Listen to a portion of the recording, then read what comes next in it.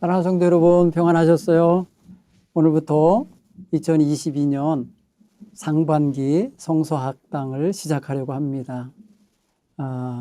한겨울 동안 편안히 쉬시고 또 새봄을 맞이했는데 요즘에 오미크론 변이 바이러스가 전국적으로 확산돼서 많이 염려가 되는 때입니다. 아무쪼록 건강 유념하시고 늘 평안하시길 바랍니다.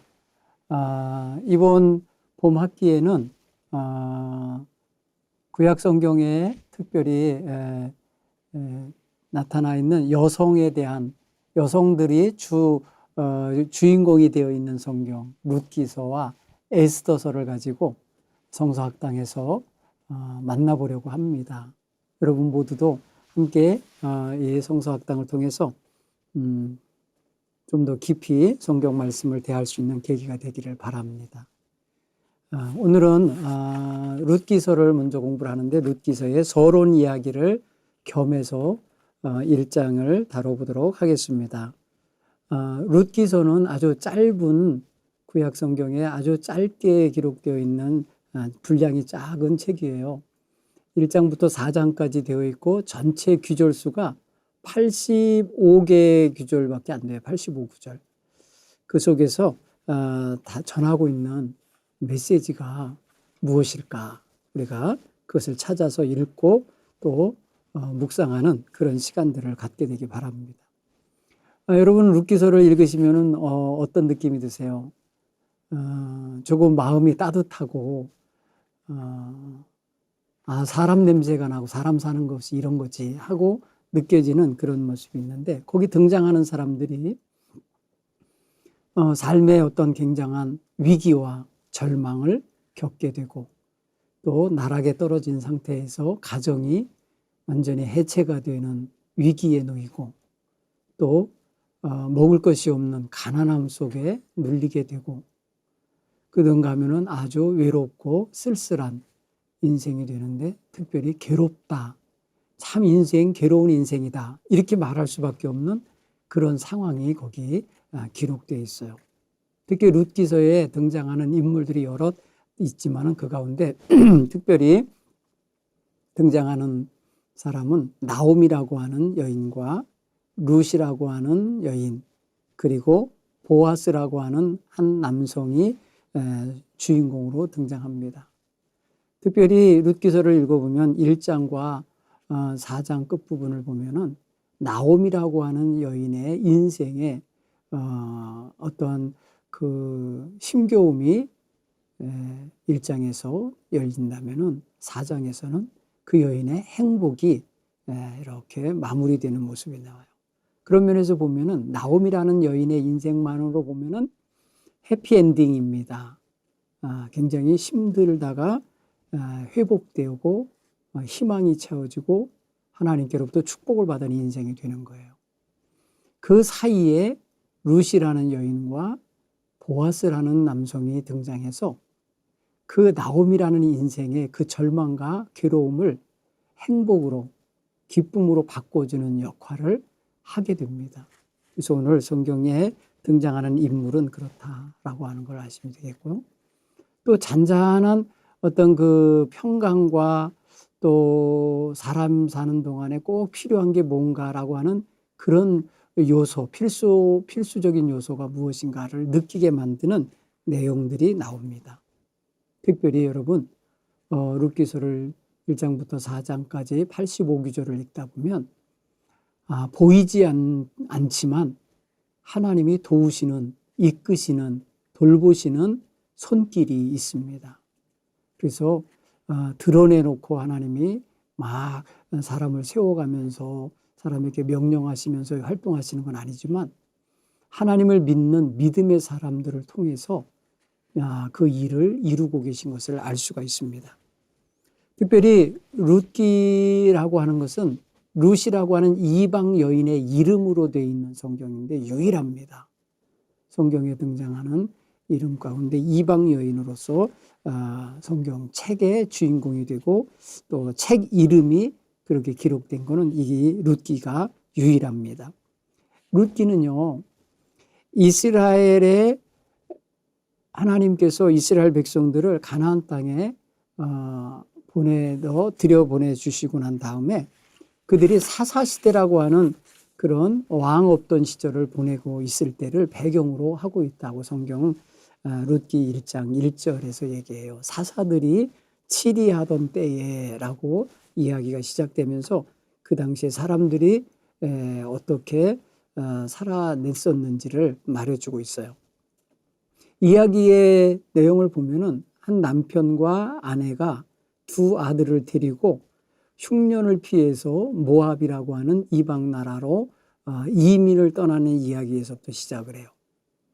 근데 그곳에서 10여 년을 살게 되는데 그 사이에 남편도 잃고 두 아들도 그곳에 외국 여자인과 결혼을 했는데 자식 없이 두 아들도 차례대로 죽었다는 것이 1장 1절로 5절 사이에 등장합니다.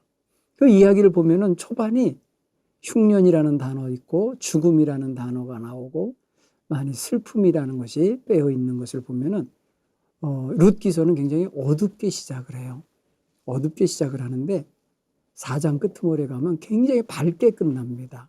행복한 가정의 모습, 기쁨이 충만하고 찬송이 넘치고 감사가 있고 희망이 있는 그런 가정의 모습이 되어 있는 상태에서 룻기서가 끝이 나요. 그런 걸 보면은 상당히 이 룻기서의 이야기가 말해주고 싶은 것이 있는데 절망과 좌절과 모든 것이 끝난 것 같은 그런 위기에서 어떻게 희망이 넘치고 기쁨이 충만하고 감사와 또 많은 사람들의 그런 칭송이 있는 그런 상황으로 변할까, 이것을 말해주고 싶어 하는 것 같아요. 그래서 1장과 4장 사이에 있는 2장, 3장 속에서 저들이 행해지고 있는 일들과 만남과 하나님의 섭리를 통해서 우리가 룻기서가 말하고 싶은 것을 얼른 찾아 읽을 수 있었으면 좋겠어요. 룻기서의 이야기가 성경에 없어도 사실은 아무 상관이 없지만은 그 이야기가 등장한 게 뭘까 이렇게 생각을 해보면 저장 목적과 저장 연대를 그래서 생각을 하게 되면은 아마도 이게 다윗 왕이 임금이 되는데 평민이잖아요. 그리고 베들레헴 출신의 사람이잖아요. 그러다 보니까 왕에 대한 이야기를 이제 거론하게 될 때에 그 왕의 배경이 되는, 가문의 배경이 되는 이야기를 아마도 사람들이 그게 누구 자손이라며, 누구의 후손이라며 이러면서 서로 이야기할 때에 등장하게 되는 이야기를 바로 오늘 성경에 기록했다고 볼 수 있어요. 특별히 보아스라는 사람은 다윗의 증조부거든요. 다윗의 증조부고 보아스와 룻 사이에서 태어난 오벳이라고 하는 아들이 태어났는데 그가 바로 다윗의 할아버지예요. 그 할아버지에게서 이새라고 하는 다윗의 아버지가 태어나고 이새에게서 8번째 아들로 다윗이 태어나잖아요. 그리고 다윗이 이스라엘의 왕이 되잖아요. 여러분, 왕이 등장하면요, 왕에 대한 이야기가 많이 만들어지고 찾아지고 그리고 기록이 되게 돼 있어요. 여러분, 이제 우리가 얼마 전에 이제 선거에서 대통령을 뽑았는데 그분에 대해서 이제 역사는 여러 가지를 찾아서 추적해서 이제 찾아 읽어낼 겁니다. 기록할 거예요. 그런 걸 생각해 보면은 분명히 다윗이 임금으로 세워진 데에 대한 그 모든 이야기를 이야기하기 위해서 어떻게 다윗이 그 가문에서 나게 됐는지까지 이야기하고 싶은 목적이 담겼다, 이렇게 생각할 수 있어요. 두 번째는 어떤 게 들어있냐면 하나님의 사랑, 자비하심, 히브리어로는 헤세드라고 하는데 무한한 하나님의 사랑을 증거하고 싶은 그런 말씀이라고 볼 수 있습니다. 하나님의 인자하심이 한 여인을 통해서 평범한 한 가정을 소멸되어 가는 한 가정을 세워내시고 그 소멸되는 과정 속에서 다시금 일으켜 세우셔서 한 가문을 크게 세우고 왕이 나오는 가문으로 만들어낸다고 하는 사실을 증거하고 있는 거예요. 사실 여러분, 룻이라는 여인이 등장하지 않으면요, 그 가문은 사라지는 거고 다윗이라는 인생은 태어날 수도 없는 존재죠. 그저 다윗이라는 사람이 태어나서 다윗의 왕조가 세워지고 왕가가 세워지기까지는 사실은 아무것도 없어질 수 없는 것 상황, 없을 수밖에 없는 상황에서 룻이라는 여인이 들어옴으로써 그 여인으로 인해서 보아스라는 사람과의 관계 속에서 다윗의 가문이 싹이 터 나왔다는 거잖아요. 그래서 하나님은 이 룻이라고 하는 정말 모압의 이방 여인, 정말 어디서 나고 자라도 알지 못하고 사라질 인생인데 하나님 품으로 돌아오고 하나님 백성의 일원이 되고 하나님께서 섭리하시는 가운데 한 남성을 만나서 가정을 이룸으로써 놀라운 하나님의 섭리와 계획이 담긴 가문이 생겨나게 하는 이런 역사를 보세요. 하나님이 자기 백성을 돌보시고 지키시고 인도하신다는 사실을 우리가 이 성경책을 통해서 읽을 수가 있습니다. 특별히 여러분, 오늘 성경 이야기인 룻기는 아주 격동이 있고 많은 어떤 그런 싸움과 괴로움을 당하는 이야기가 담긴 사사기와 한 나라가 왕국으로 변해가는 체계가 잡혀가고 있는 왕국에 관계된 이야기가 쓰인 이 역사서인 사무엘상 그 사이에 끼어 있다는 거예요. 그러니까 어떻게 보면 왕이 다스리지 않던 시대, 그리고 굉장히 어렵고 힘겨운 그러한 시대, 그리고 이방 문화에 쉽게 물들고 젖어들 수밖에 없던 그런 시대에 도리어 거꾸로 이방 여인이 이스라엘 백성 속으로 들어와서 이스라엘 백성의 일원이 될 때에 하나님이 그 여인에게 어떤 복을 내려주시는지를 이야기하고, 그리고 그 여인의 이야기와 함께 왕국 시절이 이제 펼쳐지고 있는 사무엘상의 이야기가 이어지도록 성경은 바로 사사기와 사무엘상 사이에 룻기서를 배치하고 있다는 걸 알 수 있어요.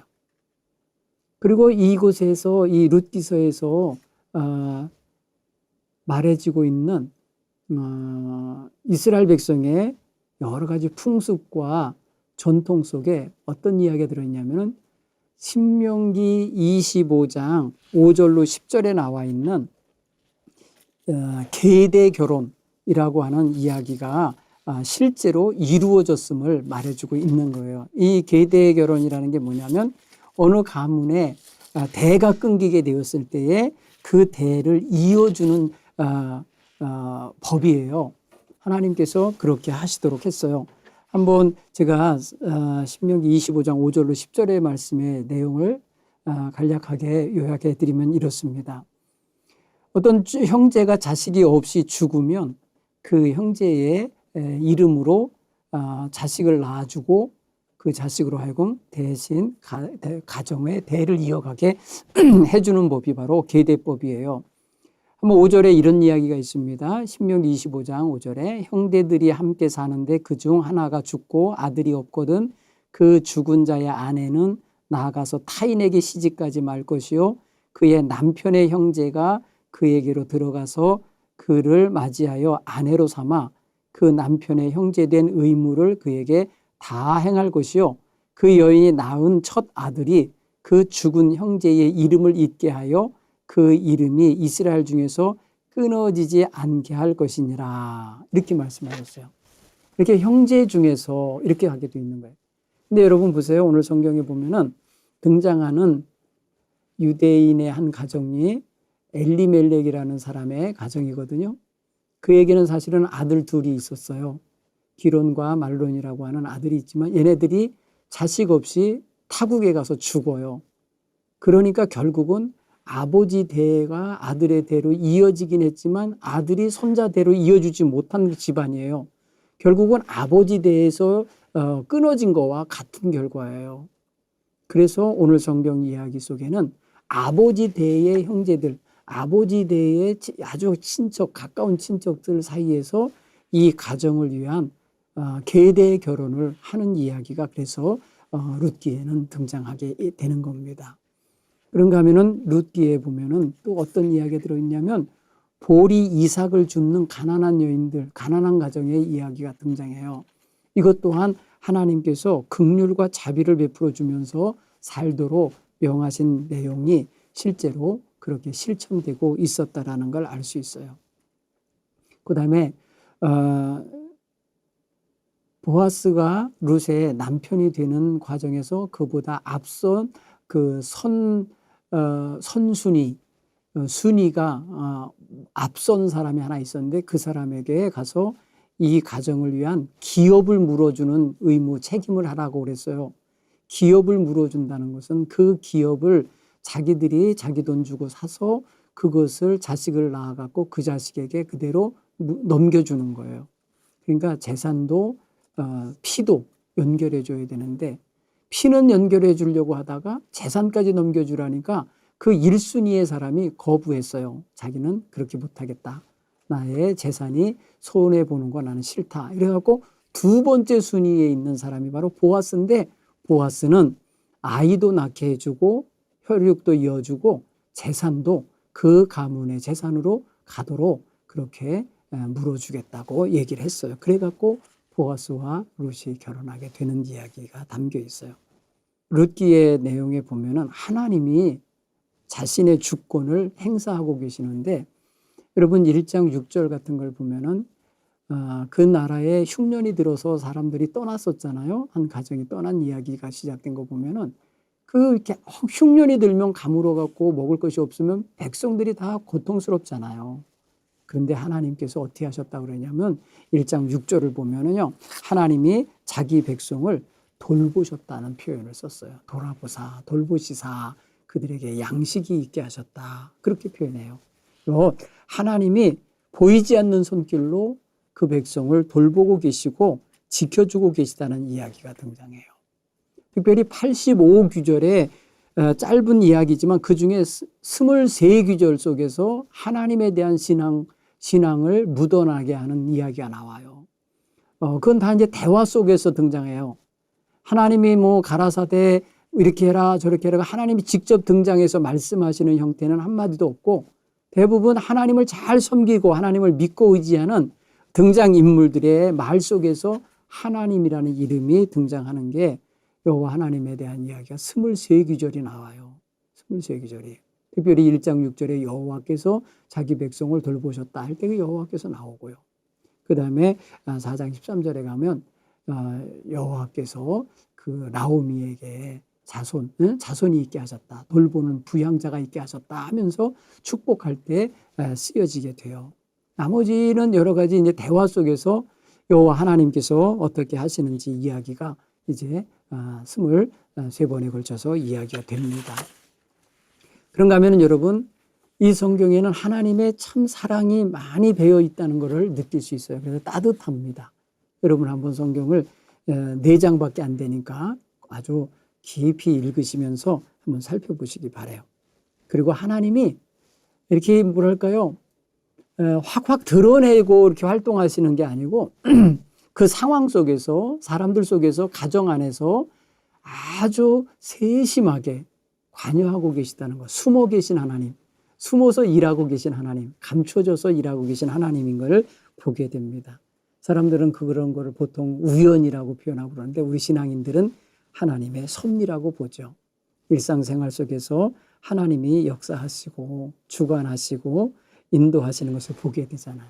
여러분 각자마다 자기 인생에 하나님의 섭리의 손길, 하나님이 주관하시는 손길이 하나하나 있었다는 것을 한번 좀 발견해 보시고 고백해 보기 바랍니다. 또 여러분 이 룻기에서는 뭐를 말해주고 있나 보면요. 굉장히 넓고 따뜻하고 포용력 있는 이게 품어주는 내용이 이렇게 느껴지는 게 있어요. 첫째는 보세요. 이 룻이라는 여인이 이방 여인인데 그 유대로부터 그쪽으로 이민 간 남자들하고 결혼을 하잖아요. 그게 국제 결혼이죠. 오늘날로 말하면. 그것도 여기서는 수용적이에요. 그런가 하면은 이방 족속과 결혼하지 말라고 했거든요. 성경에는. 근데 그것에 대하여 룻기에서는 한 번 누구도 비난하는 사람이 없어요. 그 여인이 룻이 시어머니를 따라서 베들레헴에 돌아왔을 때에도 베들레헴 사람들이 이방 여자라고 돌 던지거나 욕하거나 침뱉거나 왕따시키거나 이러질 않았어요. 품고 있다는 걸 알 수 있어요. 또 여기서 보세요. 보아스라는 남자가 자기 친척의 며느리로 들어온 이 여인이 이방 여인임에도 불구하고 자기의 가문의 여인들을 대하듯이 편안하게 아무 선입견 없이 그렇게 대해주고 있다는 걸 알 수 있어요. 그리고 끝으로 하나님께서 이 여인이 이방 여인이니까 내보내라, 쫓아보내라 이러지 않고 계시다는 거예요. 이 여인에게도 은총을 베푸시고 있고 결혼하여 가정을 이루게 하시고 자손을 얻게 하시는 은총을 베풀어 주세요. 그런 면에서 보면 하나님과 그 백성과 그 가족과 그 모든 주변 사람들이 다 룻이라는 여인을 포용해 주고 있다는 거예요. 받아들여 주고 있다는 걸 알 수 있어요. 그런 면에서 따뜻한 거예요. 누구 한 사람이라도 욕하거나 비난하거나 외면하거나 하대하거나 함부로 대했다면 아마 룻이 굉장히 슬펐을 거예요. 그렇죠?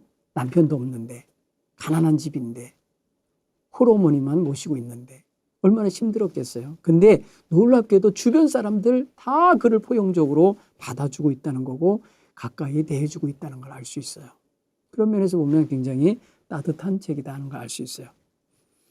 여러분 룻기에 대한 1장부터 4장까지를 이렇게 개요로 이렇게 살펴보면 여러분 아까 계대법이라는 게 있었다 그랬잖아요. 계대, 대를 잇는 혈통의 대를 이어주는 이런 이야기가 있다 그러잖아요. 근데 여러분 성경 이야기를 기승전결로 이렇게 읽어보면 이렇게 나와요. 이 이야기의 시작점에 보면 한 집안이 망하는 걸로 나와요. 대를 잇는 사람 없이 그냥 자식 없이 자식 낳아서 자손을 본성해야 될 집안의 남자들이 죽었다는 이야기로 시작을 하잖아요. 여러분 죽음으로 인해서 가문이 문 닫게 되고 끊어지게 대가 끊어지는 집안이 됐다라는 이야기로 시작하는 걸 보면은 절망과 슬픔으로 시작이 돼요. 그러고 나고 난 다음에 이 가정에 이제 며느리 둘하고 시어머니 있는데 이것마저도 해체가 되려고 그래요. 나오미가 고향으로 돌아오려고 하면서 이 며느리들을 돌려보내려고 하잖아요. 자기 집의 식구인데 다 돌아가라. 니네 친정으로 돌아가서 어머니 집으로 가라. 그래서 다시 뭐 좋은 남편 만나서 살아라. 그런 뉘앙스로 보내려고 그래. 그러면 결국은 뭐예요? 이 집안은 해체되는 거예요. 근데 그런 위기가 와요. 근데 그 이 위기를 어떻게 극복합니까?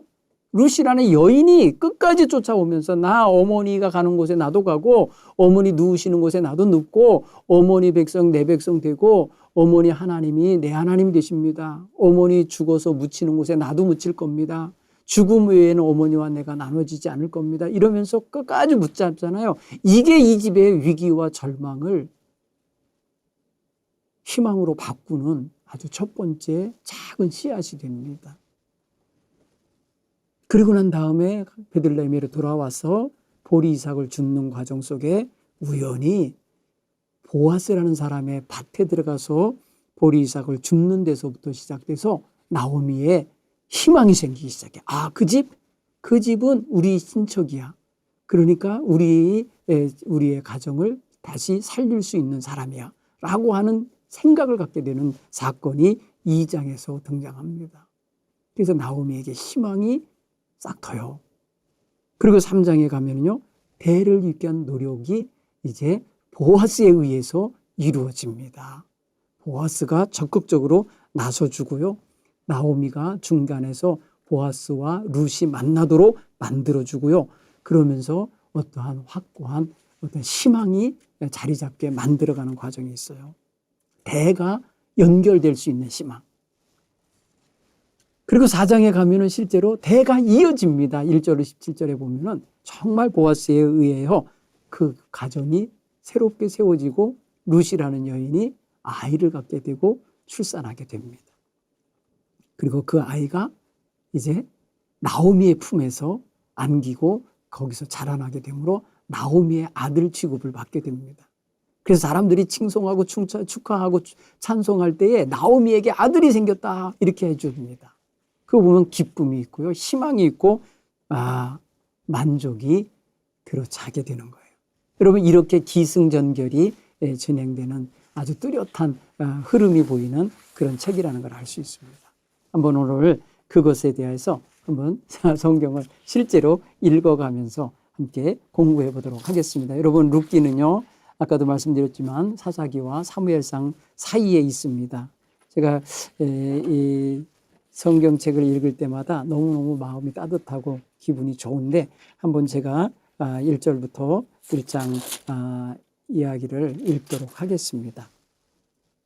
사사들이 치리하던 때에 그 땅에 흉년이 드니라. 유다 베들레헴의 한 사람이 그의 아내와 두 아들을 데리고 모압 지방에 가서 거류하였는데, 그 사람의 이름은 엘리멜렉이요 그의 아내의 이름은 나오미요 그의 두 아들의 이름은 말론과 기론이니 유다 베들레헴 에브라닷 사람이더라. 그들이 모압 지방에 들어가서 거기서 살더니 나오미의 남편 엘리멜렉이 죽고 나오미와 그의 두 아들이 남았으며, 그들은 모압 여자 중에서 그들의 아내를 맞이하였는데 하나의 이름은 오르바요 하나의 이름은 룻이더라.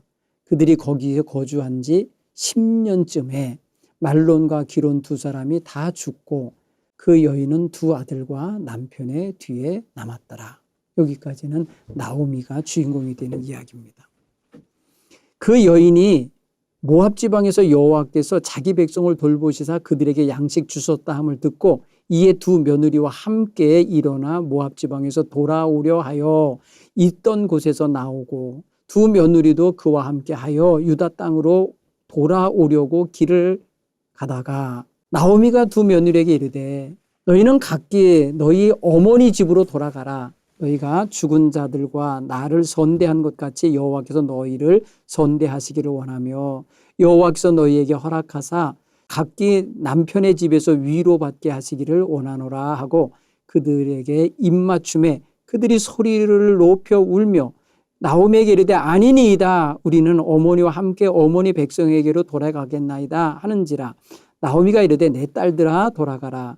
너희가 어찌 나와 함께 가려느냐. 내 태중에 너희 남편 될 아들들이 아직 있느냐. 내 딸들아 되돌아가라. 나는 늙었으니 남편을 두지 못할지라. 가령 내가 소망이 있다고 말한다든지 오늘 밤에 남편을 두어 아들들을 낳는다 하더라도 너희가 어찌 그들이 자라기를 기다리겠으며 어찌 남편 없이 지내겠다고 결심하겠느냐. 내 딸들아 그렇지 아니하니라. 여호와의 손이 나를 치셨으므로 나는 너희로 말미암아 더욱 마음이 아프도다 하매 그들이 소리 높여 다시 울더니 오르바는 그의 시어머니에게 입맞추되 룻은 그를 붙쫓았더라. 나오미가 또 이르되 보라 네 동서는 그의 백성과 그의 신들에게로 돌아가나니 너도 너희 동서를 따라 돌아가라 하니 룻이 이르되 내게 어머니를 떠나며 어머니를 따르지 말고 돌아가라. 강권하지 마옵소서. 어머니께서 가시는 곳에 나도 가고 어머니께서 머무시는 곳에 나도 머물겠나이다. 어머니의 백성이 나의 백성이 되고 어머니의 하나님이 나의 하나님이 되시니 어머니께서 죽으시는 곳에서 나도 죽어 거기 묻힐 것이라. 만일 내가 죽는 일 외에 어머니를 떠나면 여호와께서 내게 벌을 내리시고 더 내리시기를 원하나이다 하는지라. 나오미가 룻이 자기와 함께 가기로 굳게 결심함을 보고 그에게 말하기를 그치니라. 이에 두 사람이 베들레헴까지 갔더라. 베들레헴에 이를 때에 온 성읍이 그들로 말미암아 떠들며 이르기를 이가 나오미냐 하는지라. 나오미가 그들에게 이르되 나를 나오미라 부르지 말고 나를 마라라 부르라. 이는 전능자가 나를 심히 괴롭게 하셨음이니라. 내가 풍족하게 나갔더니 여호와께서 내게 비어 돌아오게 하셨느니라. 여호와께서 나를 징벌하셨고 여호와께서 나를 괴롭게 하셨거늘 너희가 어찌 나를 나오미라 부르느냐 하니라. 나오미가 모압 지방에서 그의 며느리 모압 여인 룻과 함께 돌아왔는데 그들이 보리 추수 시작할 때에 베들레헴에 이르렀더라. 아멘. 여러분 이야기 짤막하게 이야기 이제 한번 저들이 요 짤막한 이야기 속에 십수년의 이야기가 담겨 있네요. 그죠? 엘리멜렉이라는 사람이 부인 나오미를 데리고 아들 둘 말론과 기론을 데리고 모압 지방에 가서 살려고 갔다가 그곳에서 재미를 못 봤어요. 흡족한 삶을 못 살았어요. 남편이 일찍 죽었어요. 아들이 그곳에서 두 아들이 살다가 그곳 여자들과 결혼했는데 10년쯤 살다가 다 죽었다는 거예요. 근데 다 공교롭게도 자식이 없었어요. 그러자 나오미가 집으로 고향으로 돌아오고 싶어 했어요. 돌아오게 하는 그 과정 속에 들어있는 내용 속에 하나의 단서가 있다면은 하나님께서 자기 백성을 돌보사 양식을 주셨다는 소식을 전해들 거예요. 아마 풍년이 들었다는 소식을 들었는지도 몰라요. 자, 오늘 성경을 한번 보시면요. 그래서 돌아오는 가운데에 두 며느리랑 같이 오려고 일어났다고 성경은 오늘 본문이 말씀하고 있어요. 그죠? 6절, 7절에 보면은 저들이 다 두 며느리도 시어머니 따라서 유대 땅으로 돌아오려고 길을 나섰던 거예요. 그런데 돌아오는 길에 어머니가, 시어머니가 며느리들한테 니네 어머니, 친정 엄마 집으로 돌아가라. 너희 신들에게로 돌아가라 하면서 뭐랄까요. 그 집에서 떠날 수 있는 그런 허락을 하는 거예요. 시집 왔으니까 너 우리 집에 뭐가 되라. 이렇게 말하는 게 아니라 이제 떠나라. 나한테는 너희들에게 다시 아내로 맞이하게 할 아들들이 없다. 내가 지금 늙었으니 다시 시집갈 수도 없고 시집가서 남편을 얻었다 한들 지금 내가 언제 임신하여서 아이를 낳았고 너희의 남편이 되게 했냐. 아이를 낳았다 하더라도 걔가 언제 자라서 너희 남편 노릇을 하겠냐. 그러니 남편 없이 지내려고 하지 말고 떠나서 정말 좋은 남편 만나서 살아라. 뭐 이런 쪽으로 말한 거예요. 그랬더니 큰 며느리, 작은 며느리 다 울면서 안 가겠다고 그러다가 나중에 큰 며느리가 먼저 가지요. 오르바라는 여인이 먼저 입 맞추고 떠나니까 루세에게도 네 동서 갔으니까 너도 가라. 이러지만 아는 전 절대 안 가겠다고 얘기하는 게 루세 이야기죠. 이렇게 유명한 루세의 고백과 결단이라는 걸 알 수 있어요. 자, 여러분 일주의 첫 번째 주 여기서 이제 주제로 잡은 게 우리가 읽어볼 책 뭐랄까요 교재가 이제 이건데요. 보면은 엑스포지멘타리에서 나온 룻기 에스더 교재입니다. 제가 룻기서를 새로 하나 만들었어요. 교재를 하나 만들긴 했는데 이렇게 하나 이제 따로 만들었지만은 에스더까지 같이 공부할 거기 때문에 구입하는 교재로 다 사용하도록 할 거예요. 제가 만든 거는 보조 교재로 사용하기로 하겠습니다. 그 교재에 보면은요, 첫째 주의 이야기를 깊어가는 절망이라는 주제를 세웠습니다. 여러분, 절망이라고 하는 것을 우리가 얼뜻 말로만 들어도 싫잖아요. 그렇죠? 근데 오늘 성경 여러분 읽어봤지만 좀 어둠이 짙어 있죠. 깔려 있죠. 저들이 말입니다. 흉년이라는 것을 맞이해서 피난 가듯이 가는 것도 어둠이고, 그리고 뭔가 그곳에서 살겠다고 하면서 간 지역이 모압이라는 이방 땅인 것도 어둠이고, 그리고 그곳에서 죽음을 맞이하고 있어서 그 가정에 슬픔이 있다는 것도 어둠이고, 그리고 그냥 초라하게 그지없는 생자로 홀로 된 여인들만 있는 가정의 분위기도 어둠이고, 그런 모습으로 보이니까 이게 절망, 어둠 이런 것이런 단어로 표현할 수밖에 없었을 거예요. 그렇죠? 그래서 여러분 이 룻기의 내용을 보면은 그런 이야기로 시작을 했다. 여러분 교재는요. 필요하신 여러분들 중에 이 방송을 보면서 교재가 있으면 좋겠다. 그러시면요. 사무실로 오시면은 사무실에 지금 현재 10권을 구비해 놨습니다. 필요하신 분은 구입해 가시면 될 것 같고요. 특별히 없이도 성경을 읽으면서 저를 따라오시면은 이야기는 재밌게 진행될 수 있다. 이렇게 생각이 되집니다. 특별히 여러분, 룻기서를 읽으면서 여러분들에게 이제 의문이 되거나 또, 이런 거는 왜 이렇게 됐을까라고 하는 게 있으면 질문을 따로 카톡으로 해주시면 제가 그 다음 시간에 풀어서 이야기할 거나 해주도록 하겠습니다. 자, 오늘 질문을 한번 해볼까요? 유다 베들레헴 사람 엘리멜렉이 모압 지방으로 왜 떠났을까요? 흉년 때문에. 성경 이야기는요, 1절에 보면 딱 흉년 때문이에요. 아니, 흉년이라고 해서 고향 떠나면 이 나라 사람, 살 사람이 누가 있어요? 다 떠나야지. 그죠? 근데 이 흉년 때문에 떠났다고 하는 것 자체가 조금 이 사람이 너무 성급하게 판단했구나.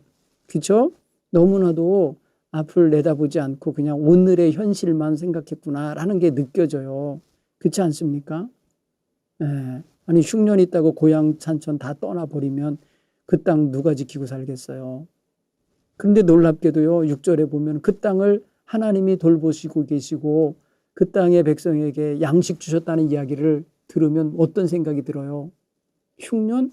흉년이어도 그 땅에 살게 한 거 아니에요. 그 백성들 살아남은 거 아니에요. 근데 이 가정은 살고자 떠났지만 다 죽잖아요. 살고 싶어서 떠난 건데 죽었다. 역설이에요. 그래서 여기서 우리에게 주는 메시지가 있어요. 여러분, 먹을 거 따라다니고 막 그런 거 돈 쫓아다니고 하다가 자기 진짜 살아야 될, 정말 하나님의 돌보심과 은총을 받으며 살아야 될 그런 위치를 망각하는 사람 많아요. 여러분, 그런 것들 한번 잘 좀 생각해 보시기 바랍니다. 여러분, 흉년이 드는 이유는 여러 가지가 있어요. 성경이 말하는 흉년이 드는 것 중에는 하나님의 심판이 있을 수 있어요.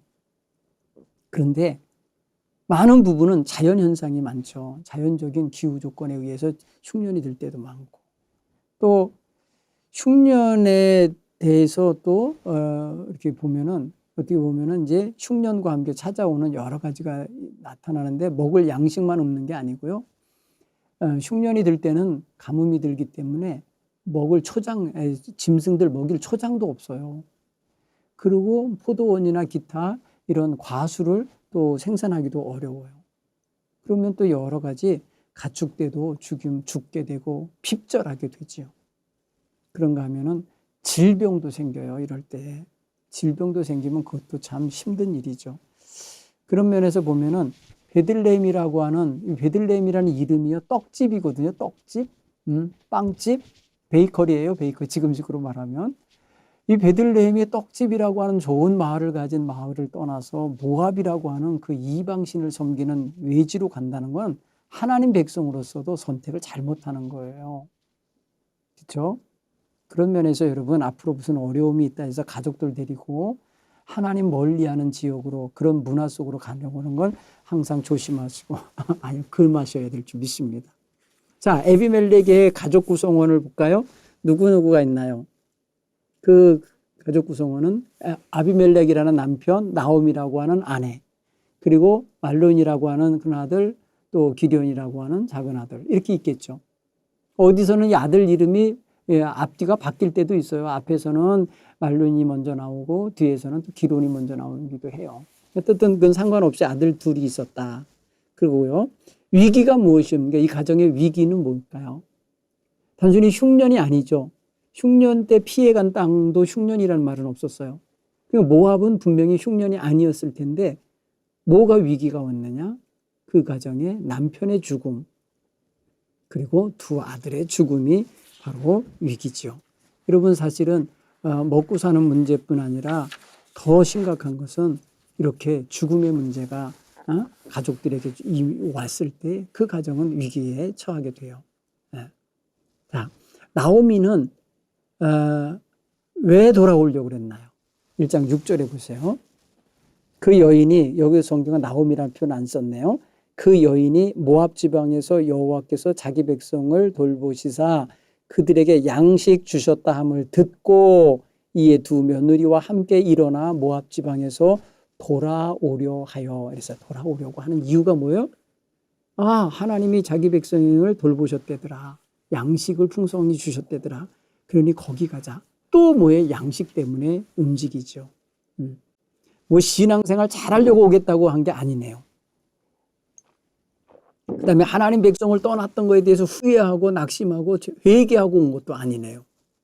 그러니까 오늘 성경 본문에 보면 나오미가 대단히 무슨 뭐 훌륭한 신앙생활을 잘해서 온 게 아니라는 걸 알 수 있어요.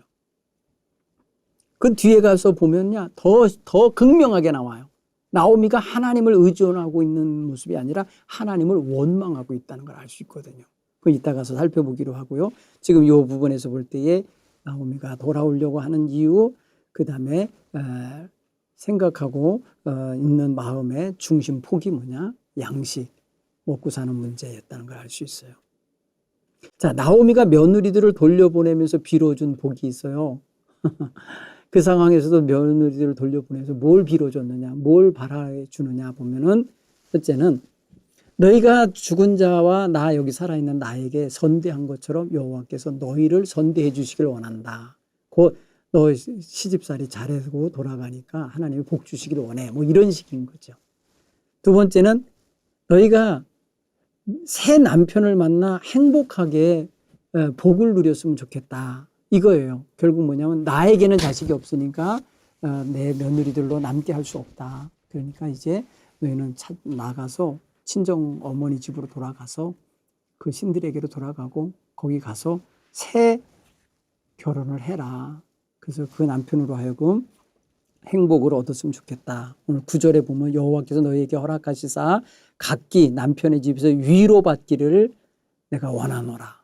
위로받으면서 살게 되길 원하는 거예요. 재혼하라는 거죠. 재혼해라 이렇게 해주는 거예요. 새 남편 만나라. 여러분 이거 완전히 이제 자기의 가정에서 도저히 책임질 수 없는 며느리들이기 때문에 이제 가게 하는 거예요. 젊은 뭐랄까 홀로 된 여인들, 젊은 미망인들은요 재혼하는 경우가 많잖아요. 그건 누가 뭐라고 하겠습니까 요즘 시대에. 그런데 끝까지 붙잡고 말해요. 너는 우리 집 며느리야. 어디도 시집 가면 안 돼. 이렇게 붙잡는 사람들도 있어요. 그건 너무너무 잘못하는 거예요. 제 생각에 그래요. 나오미는 근데 며느리들에게 아주 쿨하게 떠나라. 가서 새 시집 가서 새 남편 만나서 새 출발해라. 행복하게 살아라. 위로받으며 살아라. 이렇게 해주는 거예요. 여러분 나오미가 울면서 떠나지 않겠다고 하는 며느리들을 다시 권면하고 또 권면하는 게 나오죠. 세 가지 내용이 있는데 11절로 13절에 보면 이렇게 말해요. 내 딸들아 돌아가라. 너희가 어찌 나와 함께 가려느냐. 내 태중에 너희 남편 될 아들이 있느냐. 내가 지금 임신하고 있어서 애들 낳을 것 같으면 걔네들 낳아서 너 주겠다. 네 남편으로 주겠다 하겠지만 그거 못한다. 두 번째 뭐예요? 앞으로도 너희에게 아들을 낳아줄 가망이 없다는 거예요. 왜? 나는 늙었다고 그래요. 12절에 보세요. 내 딸들아 돌아가라. 나는 늙었으니 남편을 두지 못할지라. 내가 남편을 두어야 아이를 낳고 아이가 또 아들이 나야 걔가 네 남편이 될 수 있다 하자. 그런데 나 지금 시집 못 가. 늙었어. 그러죠. 세 번째 뭐예요? 여호와께서 나를 통해서 아이를 주신다 하여도 걔네들이 언제 자라서 니네 남편 노릇을 하겠냐. 불가능하다는 거야. 난 늙었고 시집 못 가고 아이 못 낳고 그러니까 너희의 남편감 줄 수 없으니까 가라. 그다음 네 번째 뭐가 있습니까? 또 한 가지 이제 13절에 보면은 끄트머리가 보면은 내 딸들아 그렇지 아니하니라 여호와께서 나를 치셨으므로 나를 치셨다 그래. 야 어떻게 핑계를 대도 이런 핑계를 댈까요?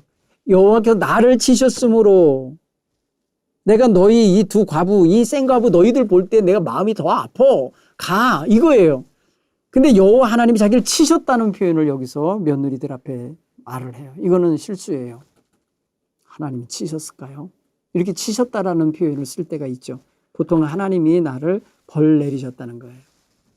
아들들이 죽게 된 거, 남편이 죽게 된 거, 자기인데 계획대로 안 된 거, 뭐 이런 것이 다 하나님이 자기에게 내리신 벌로 생각했기 때문에 아픈 거예요. 그럴 수도 있죠. 그죠? 하나님 백성을 떠난 거, 하나님 주신 기업, 그 기업 절대 떠나지 말라고 했는데 버리고 간 거, 그거에 대한 하나님 징벌이다. 그러면 굉장한 슬픔이고 심판처럼 느껴지겠죠. 자, 그 다음에 14절에 보면 오르바는 다시 소리 높여 울다가 이제 시어머니에게 입 맞췄다는 말은 떠났다는 거예요. 마지막 작별 인사를 입 맞춤으로 했어요. 그래서 오르바라는 여인은 떠났습니다. 그런데 루시라는 여인은 뭐라고 표현합니까? 오늘 성경 본문의 말씀은요. 이 여인이 아주 단호하게 말하잖아요. 16절부터 17절까지 보면은 어머니 나 떠나라고 하지 말아달라는 거예요. 나를 떠나라고 하지 말아달라고 강권하지 마옵소서 강하게 권하지 말아달라고 하면서 남아요. 이게 멋진 거예요. 이 루시라는 여인의 장점이 여기서 등장하고 이 여인의 아주 남다른 모습이 이 부분에서 나타납니다. 사랑하는 성도 여러분, 우리의 인생에서 어떻게 하든 약삭빠르게 말입니다. 살 길 찾아서 갈 수 있잖아요. 여러분이 루시라는 여인의 입장이라면 어떻게 했겠어요? 떠나고 싶지 않겠어요? 그렇죠? 그런데도 여인은 그러지 않고 아주 하나님 앞에서 자기 자신을 이렇게 내어드릴 각오를 하고 있다는 걸 알 수 있습니다. 자, 오늘 요 일과는요 14절까지 중심으로 주로 하게 되는데 한번 여러분 그걸 가지고 한번 좀 여러분 삶에 적용해 보시면 좋겠어요. 제가 오늘 이 1장 전체 22절까지 다 읽었지만은 14절까지 내용을 가지고 여러분 삶에 한번 적용할 부분이 뭐가 있나. 나오미의 가족이 기근 때문에 모압으로 이주했던 장면. 여러분 요새는 직장 따라서 돈벌이가 잘 되는 곳을 위해서 이 지역을 떠나서 타 지역으로 가는 경우 있을 수 있잖아요. 그게 무슨 죄가 되겠습니까? 그런데 당시에 나오미는 자기가 그렇게 떠난 것에 대하여 하나님이 치셨다라고 생각을 했다는 거죠. 우리는 우리 인생에 기근이 들 수 있죠. 가정적으로 환난을 겪을 수도 있고 개인적으로 어려움에 처할 수도 있고 도저히 그곳에 머물러 살 수 없는 회피해야 되고 피해 가야 될 일들이 있어요. 제가 여러분 이렇게 하나의 예를 들면 그런 게 있더라고요. 부부가 예를 들어서 살다가 이혼을 했어요. 이혼을 하니까 도저히 이 지역에서 못 살겠어요 하고 떠나는 분들이 있더라고요. 그러니까 그럴 때에 개인적으로 인생에 어려움이 생긴 거죠. 그럴 때에 어디론가 이주하는 것을 결단한다고요. 여러분 오늘 성경에 보면은 나오미네 가정은 행복했어요. 그의 표현대로 나중에 표현하는 거 보면 자기 풍족했다고 그래요. 풍족하게 나왔는데 텅텅 빈손으로 돌아오게 됐다고 표현하는 거 보면은 결코 베들레헴에서 사는 삶이 기근에 찌달린 삶이 아니었던 거예요. 그런데 흉년이 든다고 했다고 해서 흉년이라고 해서 떠난 거예요. 보면 너무 약삭 빠르게 행동한 것 같아요. 그 이웃 주민들 다 남아 있었잖아요. 일본 친척들 다 거기 살고 있잖아요. 근데도 자기네만 더 좀 잘 살아보려고 해외 이민을 결단한 거 아닌가 이런 생각이 들어요. 그런 면에서 보면 조금 힘들지 않았나 싶어요. 여러분도 주변의 사람들 가운데 어떤 약삭 빠르게 행동하고 남 모르게 더 좀 잘 살아보려고 하고 이렇게 결단해서 행동했다가 더 안 좋아진 케이스들을 볼 수 있을 수 있어요. 네. 고향 산천에 있는 토지 다 팔아가지고 객지에 나갔다가 그냥 다 어줍지 않게 이렇게 무슨 사업하려고 하다가 다 망하고 빈손 들고 다시 돌아오는 사람도 보실 수 있어요. 그런가 하면 가끔 보면은 잘못된 어떤 빚보증이나 관계를 잘못 맺은 데서 와가지고 떠나는 경우도 있고. 그런가 하면은 요즘에는 애들 학원에서 뭐 학교 폭력이니 뭐 이런저런 관계 때문에 얽혀져가지고 도저히 이 지역에서 내 아이를 기를 수가 없어요 해갖고 이사 가는 경우도 있고. 그런가 하면은 자기에게 좋은 사업 아이템이 생겨서 내가 이걸 하려면 이 지역이 아닌 다른 넓은 지역 가서 해야 돼. 사람 많은 데 가서 해야 돼 해갖고 대도시로 가는 경우도 있어요. 어쨌든 간에 자기의 어떤 꿈과 비전을 가지고 갈 수는 있어요.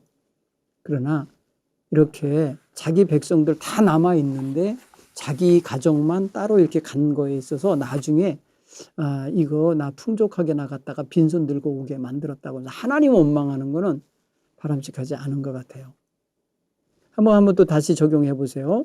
나오미가 가족의 위기에 대처하는 방법은 세 사람이 각자 흩어져서 각자 제 갈 길로 가는 걸 택한 거예요. 여러분 가정이 어려울 때는 어떻게 해야 돼요 보통? 야 그래 알아서 각자 도생하자. 각자 흩어져서 먹고 살든지 어떻게 하자. 그러면서 흩어질 수도 있지요.